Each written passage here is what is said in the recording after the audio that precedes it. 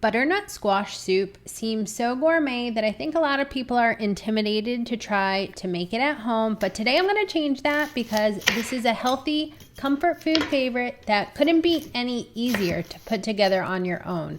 So my version of butternut squash soup is made for beginners who want to try it without a lot of fuss. So what you need to do is first prep the ingredients. You just need to dice up some things like garlic, ginger, onion, and the butternut squash. Now you're going to use a large butternut squash for this, but you could always buy it pre-diced, which would just make this recipe go by a little bit faster.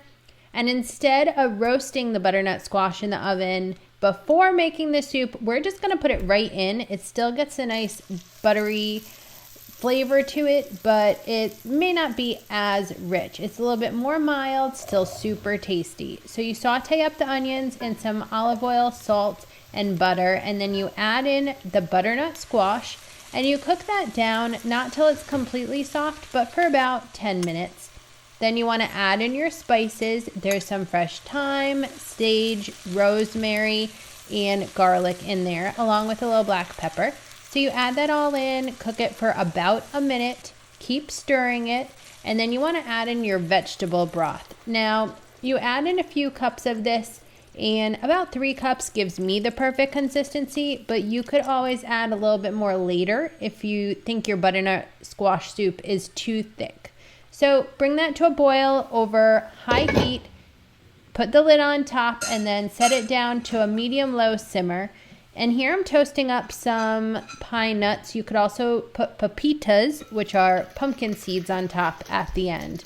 So once all that is done simmering in the pot, you transfer it somewhere and you blend it all up. When it's nice and smooth to your liking, then your butternut squash soup is ready to assemble with your favorite toppings. I got a little crazy with the immersion blender here, but you could also use a regular stand blender if that's what you have at home. This is such a tasty and easy recipe. You'll see I had a little bit of trouble here. Oh my God. I can't do it with nails.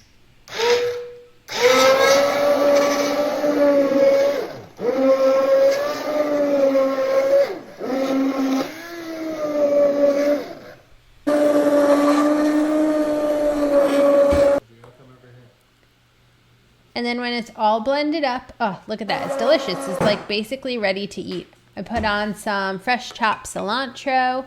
I also like a little bit of cinnamon on top. Adds a nice flavor, depth to it. I like to put some hard cheese on it, like cotija cheese. You could also use parmesan and those toasted pine nuts on top. You could serve it with bread or a pita or with some roasted chicken. I have other really delicious recipes waiting for you at Sip Bite to Go.